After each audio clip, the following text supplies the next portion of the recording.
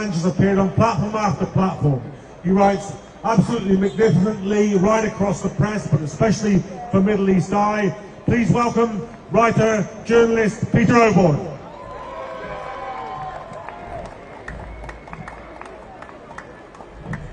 Thank you very much indeed, John, for introducing me. And how marvellous it is on a wet day like this to see such a splendid crowd here to mark one of the most significant days of British liberty in our lifetime. I want to introduce myself first of all. I am a conservative. I'm a conservative because I believe in freedom, I believe in the rule of law, I believe in free speech, and above all, I believe in ancient British liberties. And I believe that the executive should be subject to, held accountable and be subject to investigation when they do things which are wrong. Now, by the way, these may be conservative values, but as the crowd shows today, they are also universal values. And they're on the left, on the right, on the centre. They are universal values which we are here to try and protect and articulate outside the Supreme Court of Justice, which, let's not forget this, ought to be the basis of fairness and decency in this country. But I'm not just here as a conservative, I'm here as a conservative journalist. I've been the political editor of The Spectator, I've been the chief commentator, political commentator for the Daily Telegraph and for the Daily Mail. I've spent my life fighting for the freedom of the press, and this is the greatest threat to press freedom and freedom of journalists of my lifetime. I want to quote a great American journalist of the 19th century. He said, "The purpose of a journalist is not to afflict the afflicted. It is to comfort to the afflicted and to afflict the comfortable." That is the massive journalistic achievement of Julian Assange, who, if the court case goes the wrong way, today may find himself on a one-way flight to a cell in the United States of America. The one journalist who really articulated this was an American journalist, Daniel Ellsberg, the great whistleblower for the Washington Post, brave, patriotic American who realized that his duty was to reveal America's illegal role in the covert bombing of Laos and Cambodia. He acted out of duty, out of morality, and out of respect for everything which America stands for at its best. Before he died at the great age of 100 last year, I think it was, Ellsberg said, and we must listen to his words, he had a great identification with Julian Assange. And so what is the British government doing?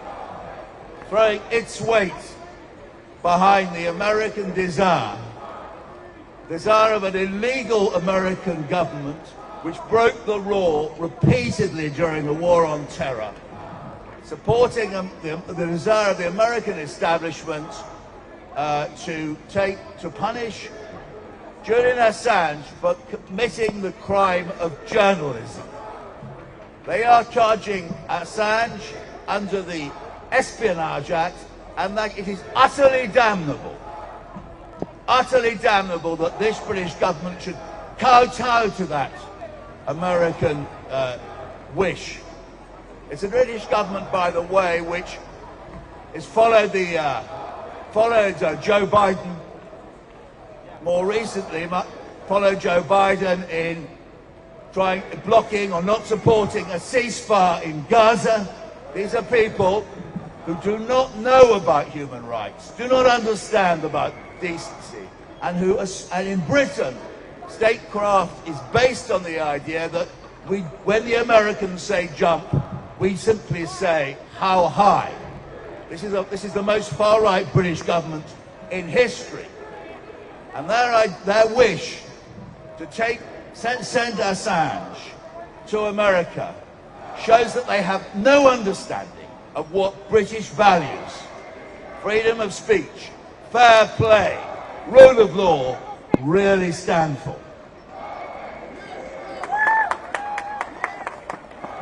And so don't be under any doubt what will happen if Julian Assange, who has broken, by the way, more scoops than any other journalist, all the rest of us put together. And let's say one other thing about his scoops. It's not the usual trash about celebrities or the royal family. These are real scoops about real people, which tell us about the way the world is ruled. Among the countless revelations which Julian Assange brought to the world, the number of Iraqi dead, which have been suppressed by the US. He brought to the world the awful truth about Guantanamo Bay. He brought to the world the video of soldiers in a US hospital laughing as they shot and killed unarmed civilians in Iraq, including a Reuters photographer and his assistant. And by the way, you're wondering whether or not the Americans disciplined the perpetrators of this crime. Of course they didn't. It required Julian Assange, WikiLeaks, Chelsea Manning to go out there and reveal it to the world. And now he is sitting in a cell in Belmarsh, awaiting the verdict of this court here to find out whether he's going to be put on a one-way flight to the United States to suffer the consequences of revealing the barbarity of the United States war on terror. I have only one more thing. I only really have one more thing to say. And I say this as a journalist. Just imagine the consequences for journalism if Julian Assange is extradited. It will mean that none of us will be able to handle US classified documents, let alone publish them in future.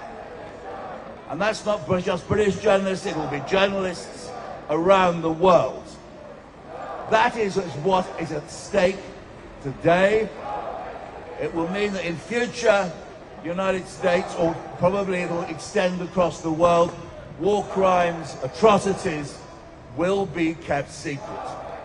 We will no longer be able to understand or learn about the crimes committed by those who rule the globe. That is what is at stake today, and that is why I'm very proud to stand here and speak up on behalf of freedom, the rule of law, and Julian Assange.